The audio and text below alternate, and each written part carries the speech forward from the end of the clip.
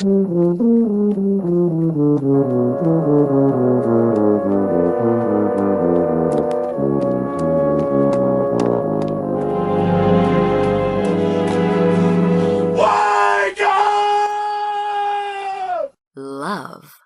lift, life.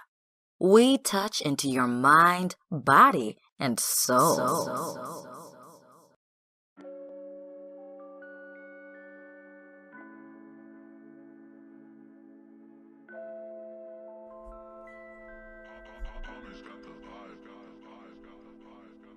What up, what up, what up, my people? Dreamwise here for another one. Your closest friend. The ego is persistent and consistent. It is going to fight its way to survive. There's no problem with that. It's not trying to hurt you. It's trying to put you in the safest, most rational situation possible. It's trying to protect you. And it's all based on your subconscious programming, your childhood upbringing and experiences.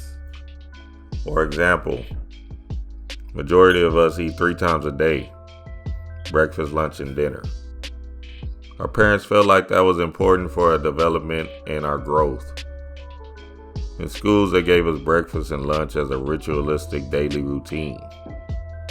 Quote unquote, doctors and TV programming has us eating 3 meals a day. Have you drinking milk with your breakfast and shit? But what if you break that feeling of getting up to eat?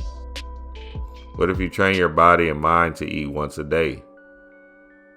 You think you're hungry, and initially waking up, you really feel like you're hungry. But we're not. If anything, we're dehydrated and our bodies just need water. But your ego, your mental construct, is going to say, you need to eat upon waking up. That's what we've always done. If we don't, we'll die. Our ego is trying to protect us and put us in the most rational, safest situation possible we deem fit for our reality. The object of the game is to get past your logical thinking and get into the spirit, your subconscious power mind. Just going with a knowing that calls out to you whether it makes logical sense or not. Your spirit isn't working with your human logic. Your spirit is giving you a situation to benefit from whatever your intention is, either right at that time or later on down the road.